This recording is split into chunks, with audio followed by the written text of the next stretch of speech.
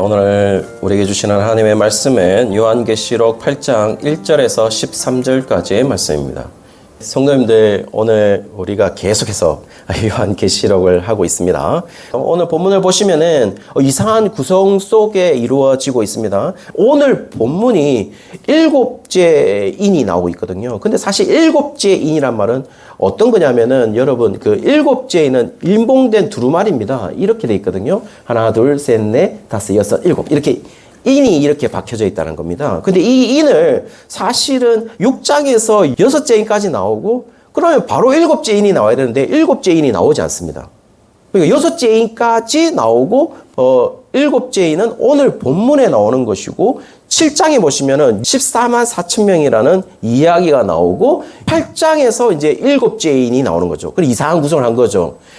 그렇게 하면서 조금 오버랩 되는 부분들이 있거든요. 왜냐하면은 7인을 얘기하면서 7째 인에서 7나팔이 시작을 합니다. 그리고 7나팔이 있고 그 7째 나팔이 또 7대접이 처음으로 시작되거든요. 그러니까 오버랩 되는 게 7번째 마지막에서 다 오버랩이 되면서 이렇게 나오고 있다는 거죠. 자, 그렇다면요. 오늘 본문의 구성을 한번 보실까요? 오늘 본문의 구성은 이렇게 되어 있습니다. 7째 인의 심판이 1절부터 5절까지 나가 있고 그 7째 인의 심판 다음에는 첫 4개의 나팔, 그러니까 7째 나팔이 시작되는데 첫 번째부터 4번째까지의 나팔 심판이 6절에서 12절이 나와 있고 13절에는 독수리의 경고가 나와 있습니다. 그러면서 오늘 본문이 맞춰지게 되는 거죠. 여러분 어떻습니까? 이해하기 엄청나게 어렵겠죠. 어렵지만은 이해할 수 있는 데까지 우리가 말씀을 드리고 그 말씀에 대해서 과연 오늘 우리에게 들려주고 싶은 이야기가 뭔지를 한번 살펴보려고 해요. 첫 번째 부분에 보시면은 7째 인의 심판이 기록됐다고 말씀드렸잖아요. 그렇다면 1절에 보시면 그 7인 가운데 그러니까 첫 번째부터 6째 인이 6장에 기록이 되는데요. 그거와 다른 양상을 보일 거라는 것을 암시해주고 있어요. 그 암시해주고 있다는 말이 뭐냐면 바로 이거죠. 반 시간쯤 고요했다. 이렇게 반 시간쯤 정적 시간이 있었다라는 겁니다. 이 정적의 시간은 아까도 다시 말씀드리지만 이 6장에 나타나 있는 첫째부터 6째 인까지 가지고 있는 것과는 다른 양상을 가질 거다 하는 빌드업을 하고 있는 거죠. 그러면서 이제 7장에는 다른 이야기가 나왔다고 말씀드렸죠. 그 14만 4천 명이라는 그 이야기가 나오고 잠시 이제 정적이 되고 7째 인을 떼기 시작합니다. 그러면서 2절에 보시면은 7 천사가 나옵니다. 하나님 앞에. 그러면서 이 7째 인과 7 나팔이 오버랩이 되는 거죠.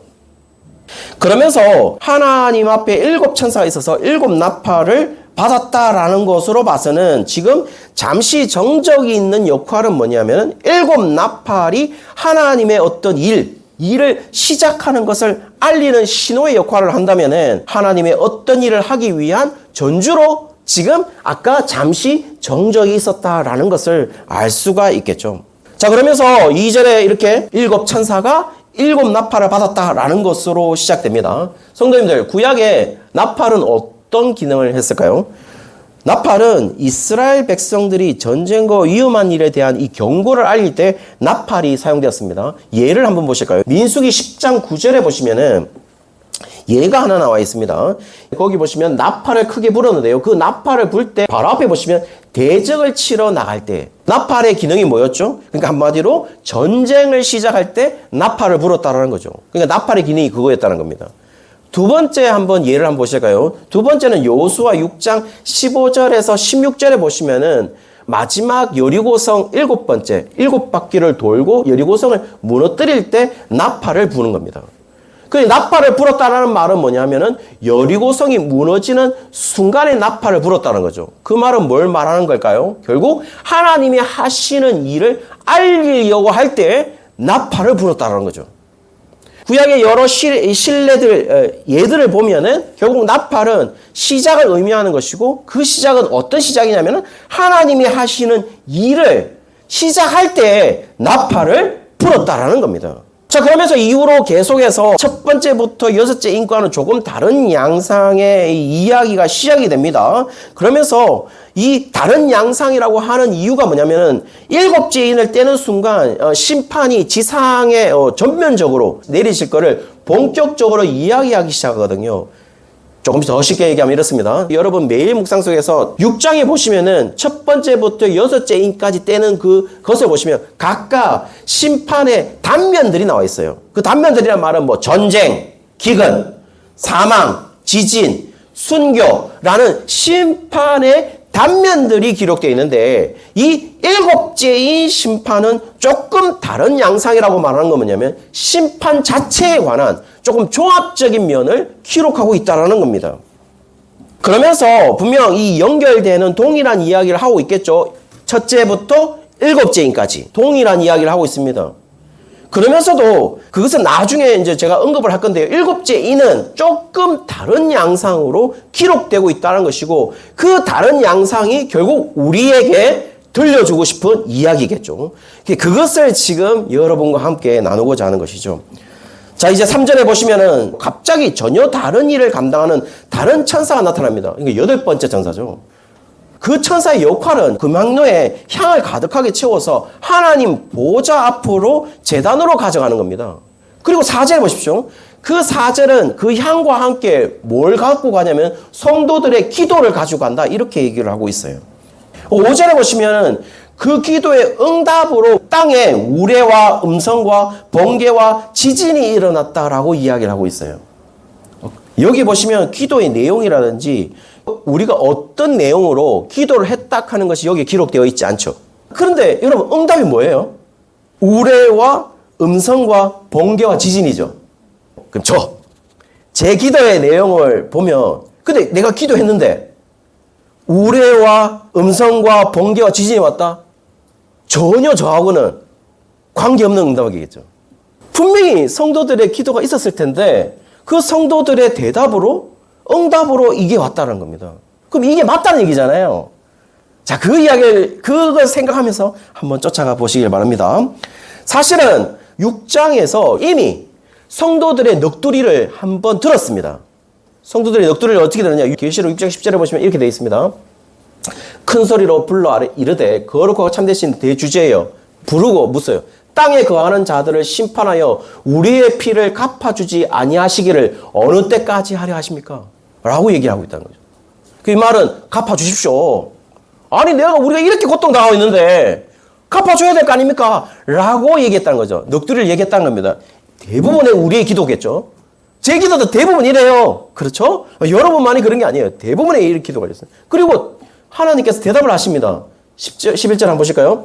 11절에 보시면 대답을 하는데 어떻게 대답했냐면은 그들의 동무, 종들과 형제들도 자기처럼 죽임을 당하여 그 수가 차기까지 하라. 라고 되어 있대요. 그러니까 순교자가 다 찰 때까지는 내가 이거를 막지 않을 거다. 너희들이 이 핍박받는 거를 순교 당하기 전까지는 순교 당하는 수가 다 찰 때까지는 순교가 계속 일어날 거야. 라고 대답을 했다는 겁니다. 자, 그런데요. 이 넋두리 속에서도 알 수 있겠지만은 하나님이 우리의 기도대로 우리의 바람대로 응답을 하지 않으셨어요. 그런데 더 중요한 건 뭐냐면 오늘 본문에서는 그 넋두리라는 내용 자체도 나타나고 있지 않다라는 것입니다. 오로지 기도의 응답으로 뭘 했냐? 우레와 지진. 그런 음성이 들리면서 심판하시겠다라는 그 내용만 우리에게 응답하고 있다라는 겁니다.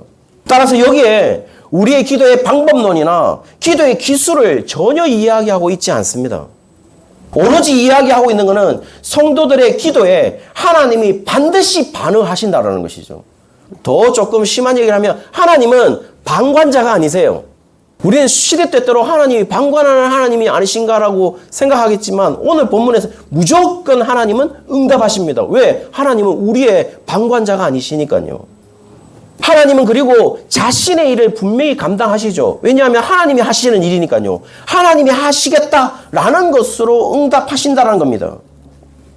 그것도 그 하시는 일들이 인간의 힘이나 인간의 지혜로 하는 것이 아니라 반드시 하나님만이 하시는 걸로 응답을 하고 있다는 것이죠.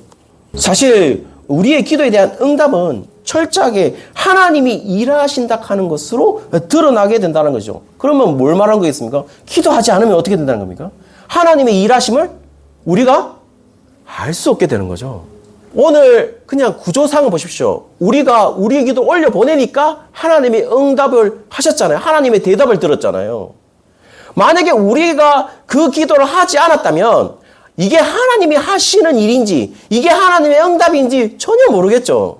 그러므로 실제로 기도를 왜 해야 되냐라고 물으신다면 저는 우리의 생각을 관철시키기 위해서 기도하는 것이 아니라 하나님의 생각을 알기 위해서 우리가 기도하게 되는 것이죠. 오늘 본문상의 구조는 그렇습니다. 우리의 생각과 우리가 드러나도록 절대로 응답하지 않으신다는 것이죠. 응답은요, 하나님이 일하신다라는 것으로 하나님은 반드시 그렇게 응답하신다라는 것을 얘기해 주고 있어요. 그러면서 두 번째 부분을 살펴보면은 7나팔 가운데 첫 4나팔, 그러니까 첫째, 둘째, 셋째, 넷째 나팔까지 심판이 기록되어 있습니다. 그 심판의 종합적인 특징을 한번 보실까요? 나팔 심판이 나오고 그 나팔 심판이 첫 번째, 두 번째, 세 번째 나팔, 그 다음에 네 번째 나팔까지 나와 있어요. 첫 번째 나팔은 피 섞인 우박과 불의 재앙이 나오고 두 번째 나팔은 피로 변한 바다가 나오고 세 번째 나팔은 마실 수 없는 물이 나와요. 쓴 물이 나오죠. 그리고 네 번째 나팔은 어둠이 물려와요. 근데 이것이 뭐와 비슷하냐면 애굽의 재앙과 비슷한 거, 10가지 재앙이 있지 않습니까? 그 재앙과 비슷한데 첫 번째 나팔은 7째 재앙. 그러니까 우박이 7째 재앙인 겁니다. 그리고 첫 번째 재앙이 피. 첫 번째 재앙. 그 다음에 마실 물에 관한 것도 첫 번째 재앙이고 9째 재앙이 바로 흑암입니다. 흑암. 그래서 이 어두움과 9째 재앙이 비슷하다는 겁니다. 특징도 한번 보실까요? 특징은 나팔 심판의 특징을 얘기하고 있어요. 이 부분은 여러분 다시 한번 설명하도록 하겠습니다. 자, 이제 첫 번째 한번 보실까요? 어쨌든 지금 나팔 심판은 이 출애굽 재앙과 굉장히 비슷하다는 것을 드러내고 있습니다. 그렇지만 분명한 차이점도 드러나 있습니다. 그 차이점을 보시면 7절에 보시면 첫 번째 나팔이 나옵니다. 이 첫 번째 나팔을 보시면 일어난 심판에 우박과 불이 함께 온다는 점. 이 상당히 유사를 합니다. 어디에서 할 수 있냐? 출애굽기 9장 22절에서 25절에 보시면은 그렇게 나와 있습니다. 우박이 있고 뭐 우레소리가 있고 함께 오는 거. 이게 지금 비슷합니다. 그리고 25절에 보시면 애굽 온 땅에 사람과 짐승을 막론하고 밭에 있는 모든 것을 쳤으며 우박이 또 밭에 모든 채소를 치고 들의 모든 나무를 꺾었다. 이렇게 되어 있거든요. 한마디로 지금 보면은 차이점은 애굽 온 땅에 사람, 짐승을 가진 것 없이 이 재앙의 대상이 되었다는 것은 출애굽기에서 얘기를 하고 있습니다. 그런데 오늘 본문에 보시면은 땅, 수목, 각종 푸른 풀만 재앙이 됐다라고 나와 있어요. 조금 다르죠.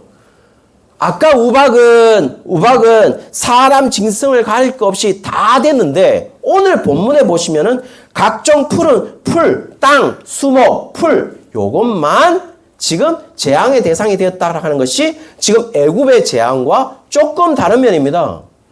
그리고 거기에서도 3분의 1만 당했다고 나와 있거든요. 다르게 형성되어 있다는 겁니다. 같은 이야기지만. 그러니까 애굽에 있었던 재앙과는 조금 다른 재앙, 7째 재앙과는 다른 모습을 가지고는 있습니다. 물체는 같습니다. 우박. 그러면 두 번째 나팔을 한번 보실까요? 두 번째 나팔이 8절에 나와 있습니다. 두 번째 나팔의 8절에 보시면은 재앙이 일어납니다. 그런데 바다가 피되는 일이 발생합니다. 바다가 피가 되었다라고 발생하고 있고 그 발생한 것 때문에 9절에 보시면 바다와 피조물이 죽고 배들이 파손되었다라고 나와 있습니다. 이 부분도 출애굽기 7장에 보시면 나와 있습니다. 첫 번째 재앙과 상당히 유사합니다. 그런데 특이한 차이점은 뭐냐면은 이쪽은 바다이고 애굽 재앙은 뭐였습니까? 나일 강이었죠. 강이었습니다. 특이한 차이점은 있죠, 분명히. 그리고 이 부분에서 이야기하고 있는 것은 뭐냐면은 바다가 피가 되어서 피조물이 죽고 배들이 파괴되는 것을 얘기를 하고 있어요. 한마디로 뭘 말한 거죠? 생업을, 어업과 상업이 모두 파괴됐다는 걸 말하는 것이겠죠. 그러니까 배들이 파괴됐으니까요. 바다가 피가 됐으니까 어업이 안 되겠죠? 그 다음에 배가 파괴됐으니까 뭐가 안 됩니까? 무역이 안 되겠죠. 상업이 모두 파괴됐다라는 이 얘기를 하고 있습니다. 그래, 그 점은 애굽 재앙과 비슷하죠. 애굽은 그러니까 이집트죠. 그 이집트의 나일강이 필요가 된다는 거는 뭘 말하는 겁니까? 한마디로 마실 물을 할 수 없다는 거죠. 거기에서도 당연히 생명, 모든 장점이 없어지는 거죠. 왜냐하면 여러분, civilization, 문명이 다 어디에서 발달됩니까? 다 강에서 발달되죠. 황하, 나일, 유프라테스, 이 모든 것이 어디예요? 다 강을 끼고. 왜? 문명이라고 하는 게 뭐예요? 인간이 살기 시작한 곳 라고 한다면 마실 물이 있어야 된다는 건데, 그 마실 물이 어떻게 됐다는 겁니까? 피가 됐다는 말은 인간의 모든 삶의 기초적인 것이 사라지고 있다라는 걸 말하고 있는 것이죠. 자, 그러면서 그 말은 결국 지금 바다가 피가 되어서 배들이 파괴되는 것은 인간의 삶이 파괴되고 있는 그 심판을 의미한다는 점에서는 상당히 유사해 보입니다. 그러면서 오히려 출애굽기 7장 19절 한번 보시죠. 여호와께서 또 모세에게 이르시되 아론에게 명령하기를 네 지팡이를 잡고 네 팔을 애굽의 물들과 강들과 운하와 못과 모든 호수 위에 내밀라 하라. 그것들이 피가 되리니 애굽 온 땅과 나무 그릇과 돌 그릇 안에 모두 피가 있으리라 라고 말하고 있어요. 여기 보시면은 중요한 것은 애굽 온 땅과 나무 그릇과 돌 그릇 안에 모두, 그러니까 애굽의 물들 모두가 말하는 거죠. 그렇게 되어 있습니다. 이렇게 나일강의 운하와 못과 호수에 피로 물리게 하는 장면은 10절에 한번 보시죠. 10절에 보시면 세 번째 재앙이 기록되는데요. 10절에 세 번째 재앙과 상당히 유사한 점을 그리고 있어요. 10절에 보시면 큰 별이 하늘에서 떨어져 가지고 광과 여러 물샘이 11절에는요 쓰게 되어서 그 물 때문에 많은 사람들이 죽게 되었다, 이렇게 기록하고 있거든요. 그러면 오히려 이런 결과적인 모습들은 지금 세 번째 나팔과 굉장히 유사하게 보인다는 것이죠. 한마디로 두 번째 나팔과 세 번째 나팔은 지금 출애굽 재앙의 물이 피가 되는 그 재앙과 상당히 유사한 양상을 보여주고 있다는 겁니다. 자, 그러면서 12절에 보시면 네 번째 나팔로 일어나는 재앙 역시 해와 달과 별들이 타격을 받아서 어두움이 된다라는 이야기를 하고 있습니다. 그것은 출애굽기 한번 보실까요? 출애굽기 10장 21절에서 23절에 보시면은 애굽 전체가 흑암이 되었다라는 이야기를 하고 있습니다. 그렇죠? 애굽 땅이 흑암이 되었다. 애굽 땅의 온 땅이라는 것이 흑암이 되었다라고 말을 하고 있습니다. 자, 보시면은 상당히 유사합니다. 그렇죠? 상당히 유사하게 되어 있습니다. 근데 미세한 차이점들이 있습니다. 이제 미세한 차이점들이 지금 우리에게 들려주고 싶은 이야기겠죠. 미세한 차이점이 뭘까요? 첫 번째부터 네 번째 나팔이 의도하는 것이 분명히 있다는 겁니다. 이 미세한 차이점 때문에. 첫 번째, 네 번째 나팔이 불릴 때에 이 재앙의 영향이 모두 다 3분의 1이었다는 겁니다. 그래서 제가 자막의 표시에 파란색으로 3분의 1이다 라고 표시를 해줬던 겁니다.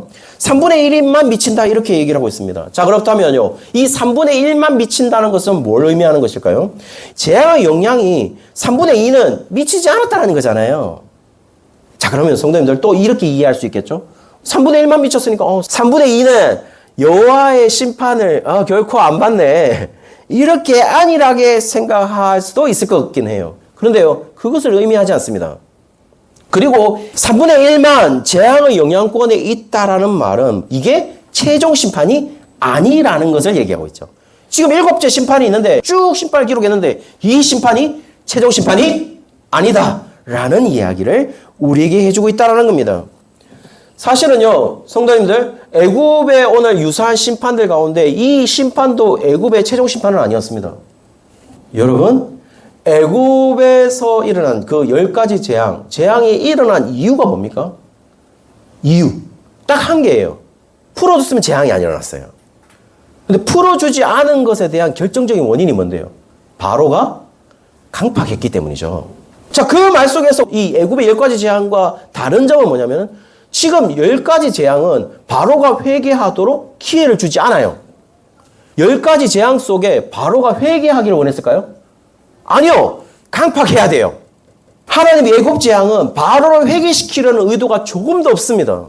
그 재앙을 통해서 지금 얘기하고 싶은 거는 뭐냐면 지금 왜 10가지 재앙과 비슷한 재앙을 가져왔느냐?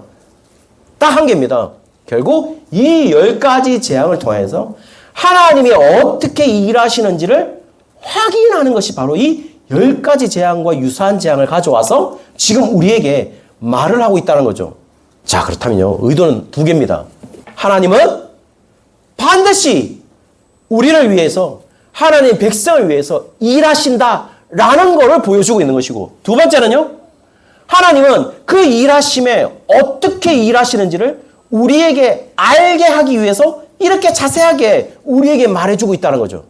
자, 첫 번째는 뭐라고요? 하나님이 반드시 우리를 위해 일하신다는 것을 알리기 위해서 보여주시는 거고, 두 번째는요, 하나님이 어떻게 우리에게 일하시는지를 알게 하시기 위해서, 그걸 통해서 하나님을 알도록 우리에게 말을 해주고 있다는 겁니다. 그러면서 본문의 마지막에 기록했어요. 본문의 마지막에 독수리가 경고를 하면서 화가 있다라고 얘기했어요. 그 화가 있다는 말은 뭐죠? 자, 너희들 말고 땅을 다스린 자들, 그리고 너희를 박해하고 있는 자들, 그들은 어떻게 되느냐? 그리고 하나님을 믿지 않는 자들, 예수님을 믿지 않는 자들은 어떻게 되느냐? 유대교로 다시 회개해가지고 배교한 자들은 어떻게 되냐? 이렇게 말합니다. 화가 있다. 반드시 심판하겠다. 라고 얘기하고 있는 것이죠. 자, 그러므로 성도님들, 오늘 지금 이 재앙을 피하는 자들, 재앙을 피하는 자들로서 회복한 자들도 있다라는 사실을 이야기하기 위해서 이 하나님의 재앙의 영향권을 3분의 1로 얘기를 하고 있어요. 한마디로 하나님의 재앙을 피할 수 있는 3분의 2가 있다라는 게 아니라 3분의 2가 있다라는 얘기를 하고 있는 거는 이게 최종 심판이 아니라는 것이고, 반드시 하나님의 재앙을 피할 수 있는 자들이 반드시 있다라는 것도 얘기해주고 있다라는 거죠. 다시 말씀드리면 여기에서 자꾸 문자적으로 해석해서 재앙으로 파괴된 자들보다 피한 자들이 더 많다고 문자적으로 하나님의 재앙을 피해서 회복하는 자들이 더 많다라고 우리가 해석해서는 안 된다는 겁니다. 오로지 3분의 1이 얘기하는 것은 피하는 자들이 더 많다가 아니라 반드시 하나님이 이 재앙을 피해서 회복시킬 자들이 있다라는 걸 말해주고 있는 것이고, 하나님의 심판이 분명히 있다라는 것도 지금 말해주고 있다는 겁니다. 그리고 더욱더요, 최종 심판이 아니라는 것도 얘기해주고 있다는 거죠. 자, 성도님들, 그러면서 애굽에 임한 재앙에서도 히브리 노예들이 임했던 그 고센 땅은 10가지 재앙을 피했거든요. 그러면서 분명 하나님이 하나님의 능력으로 이들을, 그러니까 하나님의 백성들을 반드시 보호하고 회복시킬 것이라는 것도 지금 출애굽 재앙에 있는 모델을 가져옴으로써, 환상을 보여줌으로써 지금 우리에게 얘기해주고 있다는 겁니다. 자, 그렇다면요, 히브리 노예들은 뭘 느끼게 됩니까? 하나님께서 우리에게 어떻게 은혜를 베푸시고 있는지를 히브리 노예들은 알았어야 되는 게 맞죠. 그리고 지금 이렇게 하나님이 출애굽을 시키게 된 원인에 대해서 어떻게 얘기하냐면, 출애굽기 3장 9절에 한번 보시죠. 출애굽기 3장 9절에 이스라엘 자손들의 부르짖음을 이렇게 들었다라고 얘기를 하고 있습니다. 그러면 오늘 본문과 뭐가 비슷하죠? 4절에 보시면 이상한 8번째 또 다른 천사가 나타나서 성도들의 기도를 향연과 함께 앞으로 가져가는 것과 상당히 유사하게 기록되어 있단 말이에요. 그런데 오늘의 이 나팔의 심판이 기도의 응답이고 이것이 하나님이 일하는 방식이다라는 것을 말해주고 있다면, 이스라엘 백성들도 사실은 10가지 재앙들을 통하여서 하나님이 너희들에게 반드시 응답하시고 있고, 하나님은 반드시 너희들을 위해서 일하시고 있다라는 것을 알고 있어야 되는 것이 맞다라는 겁니다. 그런데요, 성도님들, 우리는 너무 잘 알고 있어요. 이스라엘 백성들이 그렇게 됐나요? 그렇게 하지 않았습니다. 이스라엘 백성들은 광야에서 족족 실패했습니다. 자, 그렇다면요, 우리에게 뭘 말해주고 있는 걸까요? 우리가 기도했어요. 오늘 기도로 올라갔잖아요. 우박과 심판과 우리가 전혀 우리와 생각과 다른 응답이 내려왔어요. 그러면 거기에서 우리는 뭘 알아야 된다는 거죠? 하나님이 일하신다는 거.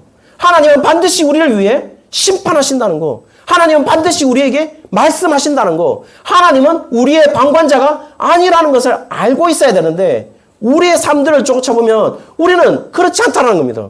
우리는 하나님이 늘 방관자 같아요. 아무 관심 없는 우리 생활에. 그럼 오늘 말씀은 그렇게 말하고 있지 않다는 거죠. 너 생각과 다르게 내가 일할 뿐이라는 거예요. 여러분, 영화 하나를 소개하려고 하는데요. 매트릭스 2 리로디드라는 게 있습니다. 여기 보시면 이게 매트릭스가 굉장히 어려운 영화입니다. 사실은 이게 프로그램된 세계를 얘기하고 있는데, 거기에 메시아, 그러니까 해결해주는 메시아로 네오라는 키아누 리브스가 열연을 했고, 거기에 보면 이상한 흑인 여자분이 나타나는데 오라클이라는 여자분이 나타납니다. 그 오라클이 뭐냐면 이 시스템을 어떻게 보면 지배하는 그 시스템 안에서 하나님과 같은 존재가 누구냐면 바로 이 오라클이라는 여자입니다. 그러면서 이 네오와 오라클이 만납니다. 화면 한번 보실까요? 여러분, 다시가 적혀 있는 부분이 두 번째 이야기입니다. 자, 오라클이 이렇게 묻습니다. 요즘 기분이 어떠니? 이렇게 물었어요. 기분이 어떠냐 물으니까 네오가 실은 이렇게 얘기한 거죠. 얘기하니까 두 번째 뭐라고 얘기하냐면 잠 안 오는 문제는 나중에 이야기하자 이렇게 얘기해요. 그러니까 잠이 안 오는 문제를 알고 있다는 겁니다. 오라클은 이미 우리의 현실적인 문제죠. 우리의 현실적인 문제입니다. 다시 한번 말씀드리면 말도 안 되는 영화입니다. 말도 안 되는 영화인데 이렇게 대화를 하고 있다는 거죠. 이 대화를 통해서 저는 조금 느낀 바가 좀 있어요. 이렇게 네 잠 오는 문제는 이미 알고 있어 내가. 당연히 알겠죠. 이 시스템 안에서는 하나님인데. 자, 두 번째 화면 한번 보실까요? 첫 번째 이렇게 이번엔 좀 앉지 그러니까 서 있었거든요. 이 오라클은 야외에 의자에 앉아 있었고 네오는 서 있었단 말이에요. 그러니까 좀 앉아라, 앉는 게 어떠냐라고 얘기하니까 서 있을게요 라고 대답했어요, 네오가. 그러니까 오라클이 뭐라고? 좋을 대로 라고 얘기를 했어요. 그런데 그 다음에 뭐라고 하냐면 사실은 앉고 싶었어요. 이렇게 얘기했어요, 네오가. 그러니까 어떻게 얘기하냐면 안다. 네가 앉을 거라는 걸 알고 있었다는 거예요. 그러면 질문이 생기죠? 그러면서 다음 화면을 보시면은 내가 어떻게 믿을 수 있습니까? 라고 얘기를 하거든요. 이 오라클 보고. 그러니까 날 믿고 안 믿고는 전적으로 네게 달려있다. 이렇게 얘기를 해요. 그러면서 오라클이 갑자기 캔디, 사탕 있잖아요. 사탕 먹을래? 라고 이렇게 얘기했어요. 사탕 먹을래? 라고 얘기하니까 이 네오가 뭐라고 얘기냐면 내가 받을 걸 알고 있지 않는가? 라고 얘기를 했어요. 네가 사탕 먹을래? 이랬을 때 내가 받을지 안 받을지 알고 있잖아. 근데 왜 묻냐는 거죠. 그러니까 오라클이 뭐라고 얘기하냐? 모르면 오라클이 아니지. 알고 있다라는 겁니다. 그러면서 우리가 네 번째 화면을 보시면은 네오가 묻습니다. 벌써 알고 있다면 나는 어떻게 선택을 하죠? 라고 얘기를 했어요. 오라클이 이미 알고 있는 건데 나는 어떻게 선택을 하는 게 맞느냐? 넌 선택하러 온 게 아니다. 선택은 이미 했다는 거예요. 그러면서 오라클이 이어서 얘기하면 선택을 한 이유를 알아야 한다 라고 얘기를 해요, 오라클이. 그러면서 네오가 묻습니다. 왜 여기에 있고 왜 나를 돕습니까? 라고 묻는 거죠. 이게 중요합니다. 세 번째로 우린, 그러니까 오라클이죠. 우린 할 일을 하기 위해 존재하고 있는 거야 라고 얘기를 했어요. 성도님들 어떻습니까? 여러분 뭘 얘기하고 있는 것입니까? 이게 말도 안 되는 영화죠. 말도 안 되는 영화예요. 그리고 네오와 오라클 사이의 대화를 보면 이미 다 알고 있다는 겁니다. 그런데 왜 나한테 묻느냐는 거예요. 이미 다 정해져 있다면 우리는 왜 묻느냐? 왜 기도를 하느냐? 생각해보시고 우리는 왜 기도하죠? 하나님 다 알고 있는데. 다 알고 있잖아요. 모를까요? 다 알고 있어요. 성도님들 내가 100% 자신할 수 있는 걸 여러분의 기도 다 알고 있습니다. 근데 왜 우리는 기도할까요? 오라클처럼 얘기하죠. 너는 왜 그렇게 기도하는지를 알아야 된다는 거예요. 그 이야기를 해주고 있다는 겁니다. 너가 그렇게 선택하는 이 의미를 알려주고 있다는 거죠. 그리고 제일 마지막에 뭐라고 하냐? 우리는 우리의 할 일을 하기 위해서 존재한다는 거예요. 하나님은 왜 존재하실까요? 하나님은 하나님의 일을 하기 위해서 존재하고 계십니다. 그런데 오늘 본문성에서 하나님은 어떤 일을 하신다고요? 반드시 자신의 백성들을 구원하신다고 해요. 회복시킨다고. 그렇게 얘기하고 있잖아요. 내가 너희들을 반드시 살릴 거다. 사랑하는 성도님들, 오늘 너무나 어려운 얘기고 우리가 쉽지 않은 얘기겠죠. 그런데 오늘 사는 이 그리스도인들, 저희들은 어떤 마음으로 하나님 일 하시는 것을 보고 계십니까? 답답하지 않으십니까? 내가 물고기를 달라 하면 물고기 줬으면 좋겠는데, 내가 떡을 달라 하면 떡을 줬으면 좋겠는데, 하나님은 떡 줄게, 그래 생선 줄게, 이 얘기를 안 하신다는 거예요. 내가 더 좋은 것으로 줄 거다. 이렇게 대답하시고 있다는 겁니다. 기도에 대해서. 그 더 좋은 것이 저는 매번 대답합니다. 저한테 좋지 않은데요. 왜냐하면 내 뜻과 전혀 다르게 오니까. 전혀 좋지 않았어요. 그런데 하나님은 얘기하신 거죠. 그게 너한테 제일 좋은 거라고. 사랑하는 성도님들, 하나님은 우리의 뜻으로 응답하지 않습니다. 그런데 그 응답이 오늘 말해주고 있는 것은 그게 너에게 가장 좋은 것이라고. 그리고 반드시 나는 너에게 응답할 거라고. 그리고 너에게 대답할 거라고. 왜냐하면 너희들은 나의 자녀들이니까 반드시 응답할 거야 라고 오늘도 얘기하고 있다는 거죠. 이제 우리에게 남겨진 문제는요, 그 음성을 듣는 것이죠. 매일 듣는 삶으로, 그 듣는 음성으로 하루하루를 살아내는 우리 모든 성도님들 되시기를 주의 이름으로 축원합니다.